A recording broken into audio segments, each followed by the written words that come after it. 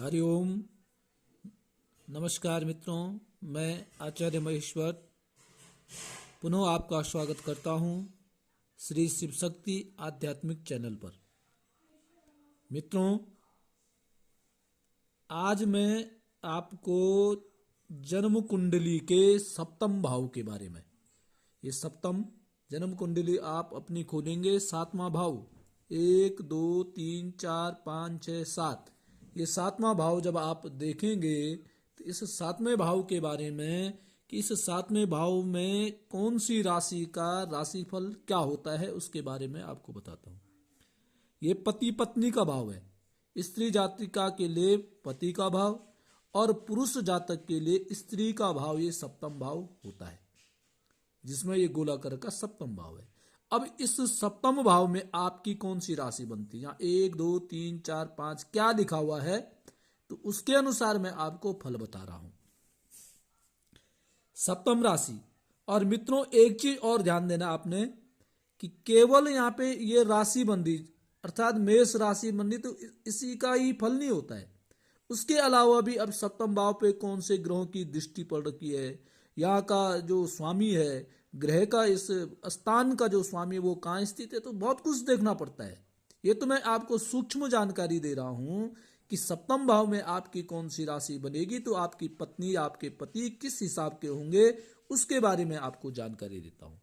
अब सबसे पहले करते हैं कि सप्तम भाव में यदि 1 लिखा है, मेष राशि वहां यदि बन रही है, तो उसमें सूक्ष्मता से देखा जाता है कि ऐसे जातक की पत्नी या ऐसी जातिका का पति थोड़ा सा क्रूर स्वभाव वाला होता है, धर्म के कामों में कम भागीदारी करता है, कठोर वह होता है और धन इसको प्रिय अधिक होता है, और उसके जो वाणी होती है और कर्कश वाणी उसकी होती है। यदि यहाँ पे वृषभ राशि बन रही है, 2 का अंक यदि सप्तम भाव में बन रहा है, तो ऐसी जो पति पत्नी है तो अति सुंदर स्वरूप वाली होती है, नम्र भाव वाली होती है, शांत प्रकृति वाली होती है और पतिव्रता और सुंदर गुणों से युक्त ऐसी पत्नी या ऐसा पति होता है। यदि यहां मिथुन राशि 3 का अंक यदि लिखता है, तो ऐसा सुंदर बर्ताव करने वाला, रूपवान, सद्गुण संपन्न और सुंदर वेश युक्त ऐसी स्त्री जातक को मिलती है या ऐसा पति उसको प्राप्त होता है। यदि यहाँ 4 का अंक लिखा, कर्क राशि यदि बनती है, तो ऐसी स्त्री भी सुंदर होती है, अति मनोरमा, सौभाग्य के युक्त होती है, गुण संपन्न होती है, सौम्य रूप, कुल को आगे बढ़ाने वाली ऐसी पत्नी मिलती है। यदि यहाँ 5 का अंक लिख रखा है, सिंह राशि यदि बनती है, तो कर्कश वाणी वाली, पुनः तीव्र स्वभाव वाली, अधिक श्रृंगार नहीं करेगी और दूसरों के तारीफ करने वाली और क्रोधी स्वभाव की ऐसी पत्नी प्राप्त होती है। यदि यहाँ पे 6 का अंक लिखा है, कन्या राशि यहाँ बनती है, तो कन्या राशि में स्त्री सुंदर मिलेगी, पति सुंदर मिलेगा, धन इत्यादि से युक्त मिलेगा। यदि वहां सप्तम राशि तुला राशि बन रही है, 7 का अंक वहां पे लिखा है सप्तम भाव में, तो वह भी अनेक गुणों से युक्त होता है ऐसा व्यक्ति। परंतु एक चीज ध्यान देना, वो कई स्त्रियों के चक्कर में पड़ने वाला वैसा पुरुष होता है, अक्सर देखा जाता है। यदि वहां पे वृश्चिक राशि बन रही है, तो सुंदर स्त्री, कलाओं से युक्त, कंजूस भी होती है, परंतु वंश को आगे बढ़ाने वाली होती है।